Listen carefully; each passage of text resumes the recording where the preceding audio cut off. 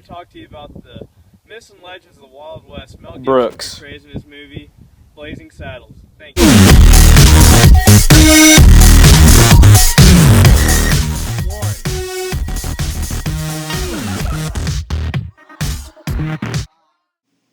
Mel Brooks is known to add a hint of craziness when producing his spoofs about historical events.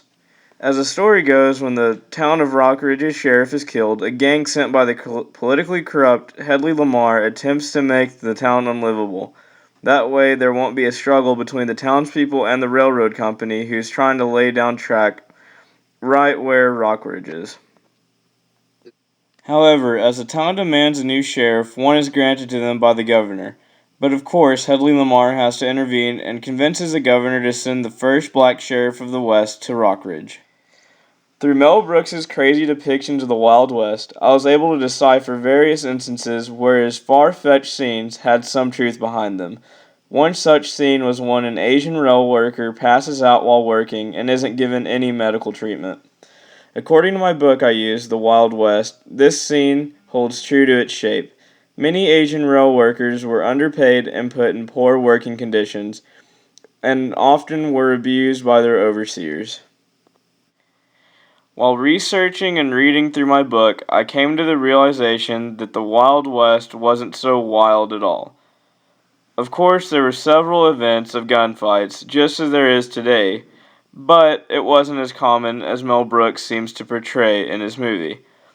In fact, the Wild West was rather peaceful. For instance, in the book The Old West, I read that in cowtowns, cowboys were forced to give up their guns prior to entering town, in an attempt to reduce the dangers of gun-related incidents and crimes. This method was very effective, and it sort of tamed the West.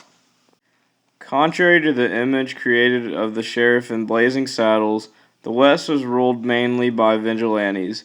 These vigilantes took the law into their own hands and served their own justice, due to the fact that a vast majority of lawmen were corrupt.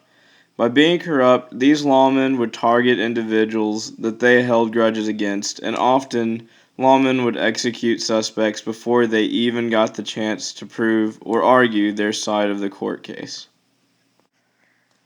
However, in some instances, suspected criminals would have probably preferred being executed at the spot of their arrest. Judges were very unforgiving, and your punishment depended on the magnitude of your crime. Often crimes of a higher degree resulted in hangings. Just like in Blazing Saddles, no one was safe from being hanged. According to the Old West, even women were subjected to being hanged. In conclusion, I've discovered that there's actually some very factual elements to Mel Brooks' spin-off of what the Wild West was really like.